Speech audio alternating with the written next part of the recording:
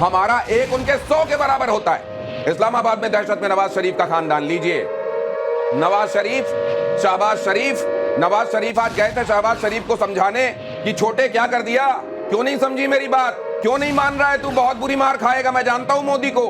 वो ऐसा आदमी है कि आकर अगर उसका मन ठीक है, अगर वो दोस्त के तरीके से देखता है तो जन्मदिन पर बधाई भी दे सकता है, अचानक फ्लाइट रुकवा सकता है, माँ को प्रणाम भी कर सकता है। लेकिन अगर उसका मूड खराब हो गया, अगर सनातन पर और हिंदुओं पर आंच आई तो फिर खैर मनाना, फिर यहाँ पे चूड़ियां टूटने लगेंगी। और अब देख ऑपरेशन सिंदूर शुरू हो गया और वहां पर ये जो आप तबाही देख रहे हैं, ये प्रधानमंत्री नरेंद्र मोदी का सशक्त नेतृत्व है। एक बार जरा इस पर भी एनपी सिंह साहब आपका क्या होती है लीडरशिप, ये दिखा रहे हैं प्रधानमंत्री नरेंद्र मोदी। देखिए, हमारे जो प्रधानमंत्री हैं वो साक्षात रूप से जो हमारे जितने भी महाभारत, जितने महाकाव्य, जितनी हमारी जो सनातन की संस्कृति है वो उस पर चलते हैं। देखिए, धर्म का हमेशा साथ देते हैं, अधर्मियों का नाश एक हद तक कोशिश करते हैं। जिस तरह से महाभारत में श्री कृष्ण ने पूरी कोशिश की थी कि लड़ाई ना हो, हर तरह से मोदी जी ने ये पूरा प्रयास किया अपने टाइम में। लेकिन जब एक बात बिल्कुल उससे ऊपर उतर जाए पानी, तो फिर तो जो अधर्म के साथ है अमित इशारा कर रहे हैं। अमित के पास फिर कोई अपडेट आया? Amit please carry on.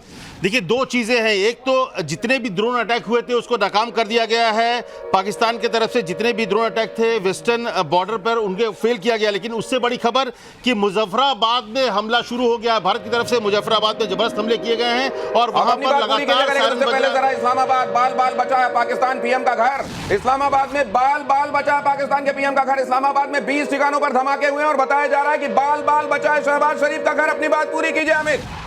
जी हाँ, देखिए, ये बड़ी खबर है कि शहबाज शरीफ के घर के ठीक बगल में ही बड़े हमले किए गए हैं और निश्चित तौर पर बाल बाल बचे हैं। लेकिन मुजफ्फराबाद, लाहौर, रावलपिंडी, हर तरफ सिर्फ और सिर्फ धमाके हो रहे हैं। जबरदस्त तरीके के सायरन बज रहे हैं। पूरा पाकिस्तान थर्रा रहा है क्योंकि शरीफ नाम के आगे लगा लेने से कोई शरीफ नहीं हो जाता, गाजी नाम के आगे लगा लेने से कोई गाजी नहीं हो जाता। और आज हिंदुस्तान दिखा रहा है। मैडम मीरा मेरे साथ जुड़ी हुई हैं और उन्होंने आज दिन में ही कह दिया था कि भारतीय नारी एक दिन सिंदूर नहीं लगाती, अपने सुहाग की मंगल कामना के लिए हर दिन सिंदूर लगाती है और ये सिंदूर लगाया जाना जारी रहेगा। जी मैम। जी दिलीप जी, और एक और अपडेट आ रही है कि कुछ प्राइवेट जेट जो है वो कुछ टेक ऑफ करते दिखे गए इस्लामाबाद से। चलिए, शायद कहाँ जाएंगे? लंदन जाएंगे, दुबई जाएंगे, कहाँ जाने वाले हैं ये? जी जी जी, तो अभी बहुत जल्द ये भी खबर आ सकती है क्योंकि उनका काम केवल भागना है। वो भगोड़े, चाहे वो आतंकी हो, चाहे भागा भागा भागा भागा भागा भागा भागा। ये खबर फ्लैश कीजिए जरा। प्राइवेट जेट्स भी टेक ऑफ करते दिखाई दे रहे हैं। मीरा मैम बता रही है कि खबर ये भी आ रही है कि प्राइवेट जेट हो सकता है। ये जो 4 फ्लाइटें दिख रही थी आपको आसमान में, ये वही प्राइवेट जेट हो। पता नहीं नवाज शरीफ अभी कहाँ है, पता नहीं शहबाज शरीफ कहाँ है, पता नहीं अब मुनीर बंकर के नीचे है कि अभी आसमान में और जा रहा है दुबई या लंदन की तरफ। घर वालों को पहले ही भगा चुका है। कर्नल साहब, जाएंगे कहाँ ये? एक ने तो बोला था ना, हाँ, उसने भी डिस्क्लोज, मंत्री जो सांसद था, हाँ, उसको पूछा गया था कि अगर लड़ाई होती है हाँ, तो आप सरहद पर जाएंगे। हाँ, बोले मैं कोई पागल हूँ, मैं तो प्लेन पकड़। मोदी क्या मेरी खाला का बेटा है? खाला का। हाँ, अब आप सोच लीजिए। हाँ, और एक बात बता दूं, मुनीर, भाग सको तो भाग लो। हम भी देखते हैं कितना भाग लोगे। इस दुनिया की लंबाई चौड़ाई नाप देंगे, गहराई नाप देंगे, लेकिन आपको हम छोड़ेंगे नहीं। शरीफ खानदान, ये जो शरीफ खानदान है ये कितना शरीफ है और जनता के लिए कितना कमिटेड है, देख लीजिए। लीडरशिप है ये। इसको मर जाना चाहिए अपनी कौम के साथ अगर ये वाकई कहता है कि हमारी कौम है। लेकिन देखिए ये कितने स्वार्थी लोग हैं और इन्होंने अपने स्वार्थ के लिए पाकिस्तान को कितने बड़े खतरे में डाल दिया है। ये देखिए, इन्होंने जब तक मौज मारनी थी मारी, जब तक इनके दिन दोपहर शाम अय्याशी में गुजर रहे थे या गुजारते रहे। और सबसे बड़ी अय्याश तो वहां की पाकिस्तान फौज है। दुनिया में जो लग्जरी गाड़ियां हैं वो आपको पाकिस्तानी फौज के पास मिलेंगी। दुनिया में जितने अय्याशी के संसाधन है वो आपको पाकिस्तानी फौज के पास मिलेंगे। आवाम को कटोरा थमाकर प्राइवेट जेट से भागने वाले इन लोगों को आप क्या कहेंगे सिंह सर? देखिए, पाकिस्तान अकेला ऐसा देश है जहां पर सेना देश को ओन करती है। बाकी सभी दुनिया में आप देखेंगे कि सेना सरकार का हिस्सा होती है, लेकिन पाकिस्तान में सेना सबको कंट्रोल करती है। ये जो आज हो रहा है ये उसी की वजह से हो रहा है, क्योंकि उनके रक्षा मंत्री ने क्या कहा हमारे ऑपरेशन सिंदूर के बाद कि हम कोई एस्केलेशन नहीं करेंगे, लेकिन उनके कहने से, यहाँ राजनीति के कहने से कुछ नहीं होता है। जो सेना का एक्शन रहा, क्या रहा, उन्होंने तुरंत हमारे 15 शहरों पर निशाना बना लिया और वो सोच रहे थे कि शायद वहाँ भी सिस्टम ऐसा ही होगा जैसा हमारा है। और क्या हुआ, उनके सारे ड्रोन, उनकी सारी मिसाइल सारे इंटरसेप्ट कर दिए गए, एक भी टारगेट उनका सफल नहीं हुआ। तो अब आलम आप सोच सकते हैं कि किस अंजाम की ओर जा रहे हैं, जो मिट्टी में मिलाने वाली बात है, जो कल्पना से परे। इस सबसे बड़ी बात है एनपी सिंह साहब, जब ये आप कह रहे हैं, असल में वॉर इक्विपमेंट के हिसाब से, जाबाजी के हिसाब से पाकिस्तान भारत के आगे कहीं नहीं ठहरता। लेकिन मीरा मैम, मैं दूसरी बात कह रहा हूं, जब आप सच्चाई के लिए लड़ते हैं, जब आप किसी राइट कॉज के लिए लड़ते हैं, जिसके लिए आपकी आत्मा गवाही देती है, तो आपका आत्मबल आपके साथ होता है। और आत्मबल से बड़ा हथियार कोई नहीं होता। क्या मैं ठीक कह रहा हूं मैम?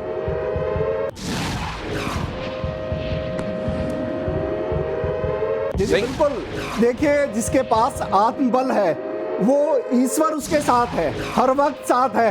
और हम उस फिलॉसफी में बिलीव करते हैं कि हम सबका सम्मान करते हैं, लेकिन अधर्म के खिलाफ जाना ये भारत की, सनातन की संस्कृति है। जब जो व्यक्ति, जो देश, जो संस्था उन मूल्यों के अगेंस्ट जाएगी, जो दुनिया में कट्टरपंथ, जो दूसरों से घृणा, जो नफरत, जो कायरता इस तरह की सिखाएगी, उसका नाश होना जरूरी है। और अब भारत जब उस दिशा में चली गया है तो इनका समूल नाश करेंगे, जड़ से इस आतंकवाद को, इस कट्टरपंथ को मिटाना होगा।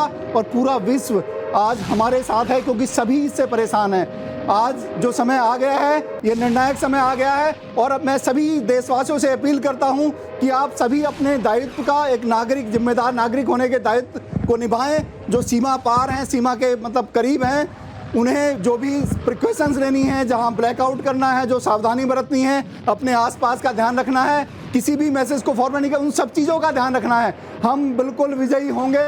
और हम जिस तरह से अग्रसर हैं, हम अपने आत्मबल के साथ, हम अपने एक्शन में इंडियन एयरफोर्स के जगुआर फाइटर्स, एक्शन में इंडियन एयरफोर्स के जगुआर फाइटर जेट, क्या जगुआर, क्या रफेल, क्या मिग, क्या हमारा तेजस, इस समय हर कुछ एक्शन में है। और पाकिस्तान को जीवन भर का सबक देने के लिए हमारे जांबाज अब पहुंच गए हैं वहां, जिसको कहते हैं आप रण का मैदान। मुनीर बंकर में छिपा हुआ है, प्राइवेट जेट से नेता पाकिस्तान के भागने में लगे हुए हैं। बहुत मुमकिन है मुनीर भी देश छेड़ चुका हो, पहले ही अपने लोगों को वो भगा चुका है, अपने परिवार के लोगों को बाहर कर चुका है। हमारे यहाँ हमारे पुरखों ने सिखाया है, देहु शिवा वर मोहिया है, शुभ कर्मंते कबहू न डरो अरिसो, जब जाए लड़ो, निश्चय कर अपनी जीत करो। लेकिन यहाँ देख लीजिए, पाकिस्तान को देख लीजिए। अरे जब आप इंसानियत का खून बहाएंगे, जब आप इंसान को मार देंगे, अरे भगवान के बनाए हुए सब हैं, आप उसको ये कहते हुए कि तुम भगवान के भक्त नहीं हो, तुम हमारे हिसाब से काफिर हो, आप जब उसको मार देंगे तो ऊपर वाला क्या आपके ऊपर नाराज नहीं होगा? और क्या ऐसे व्यक्ति को दंड देना अनुचित है? ये दंड दिया जाएगा और इबरतनाक सजा मिलेगी इस बार। उरी, कुपवाड़ा, यहाँ देखिए क्या चल रहा है, 20 किलोमीटर अंदर तक पाकिस्तान रेंजर्स गोलीबारी कर रहे हैं। ये देखिए ये कैसे लोग हैं, सिविलियंस को जानबूझकर निशाना बनाना। और आज की बात तो छोड़ दीजिए, अब तो एक नेक्स्ट लेवल पे बात पहुंच गई है, एस्केलेशन और हो गया है। लेकिन तब जब कल ऐसी स्थिति नहीं थी, तब भी वो सिविलियंस को निशाना बना रहे थे। ऐसे ही लोग होते हैं जिनको कहा जाता है कि वो शिखंडी की तरह हैं। ऐसे ही लोग होते हैं जो निहत्तों पर, निर्दोषों पर वार करते हैं। ऐसे ही लोग होते हैं जो घूमने गए सैलानियों से उनका धर्म पूछते हैं। ऐसे ही लोग होते हैं जो निहत्तों को ये कहते हैं कि कलमा पढ़कर सुनाओ वरना मार देंगे। ऐसे ही लोग होते हैं जो बेचारे निर्दोषों को कहते हैं कि पैंट उतारो, तुम्हारा मजहब देखना है। सर, अब ये पाकिस्तान भी उसको समझा चुका है, बाज आ जाओ, अभी भी वक्त है, बाज आ जाओ। मुझको लगता है ये अनदेखी अगर उसकी तरफ से हो रही है और सिविलियंस तक को निशाना बनाया जा रहा है, तो भारत तो इधर से चपत मारेगा ही, लेकिन ये ठोकरें और चपत कहां से लगेंगी वो गिन नहीं पाएगा। बिल्कुल। देखिए, आज उनकी संसद में एक एमपी रो रहे थे और अल्लाह से वो कर रहे थे कि हमें बचा लो। आप जिस तरह की हरकतें करते हैं, जिस तरह की अमानवीय नीच हरकतें करते हैं, क्या आपको अल्लाह बचाएगा? क्या आप अल्लाह के बताए, ईश्वर के बताए रास्ते पर चलते हैं?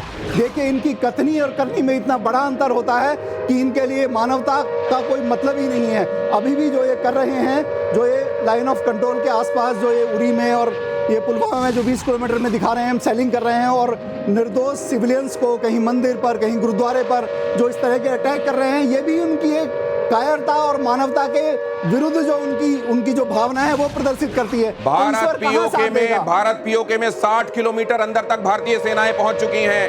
60 किलोमीटर अंदर तक, जो हम आपको बता सकते हैं सिर्फ उतना बता रहे हैं। 60 किलोमीटर अंदर तक पाकिस्तान ऑक्युपाइड कश्मीर में भारतीय सेनाएं पहुंच चुकी हैं। बावजूद इसके उधर से पाकिस्तानी रेंजर्स भारत के सिविलियन ठिकानों पर हमला कर रहे हैं। कर्नल साहब, आज दिन में आप कह रहे थे, आपने ये जूता दिखाया था अपना और कहा था ये वक्त है, अभी भी वक्त है कि आकर अगर इस पर नाक रगड़े मुनीर तो माफ कर दिया जाएगा। अब नहीं हो सकता, अब बात खत्म हो गई। ऑफर एक ही बार होता है। अब मैं जिम्मेवारी बिल्कुल नहीं लूंगा। सवेरे मेरे को आपकी तरफ से जिम्मेवारी थी, मैंने ली थी, मैं मानता हूं, ओन अप करता हूं। अब वो स्टेज बाहर हो गई। अब मोदी का जवाब आपके पास है। मोदी को समझाना इस समय इम्पॉसिबल है। आप अगर भाग सकते हो भागो, आपकी सेना भाग रही है, आपके लीडर भाग रहे हैं, आपके आर्मी अफसर भाग रहे हैं, आपके पॉलिटिशियन भाग रहे हैं। अच्छा ही इसमें आप भी भाग लीजिए।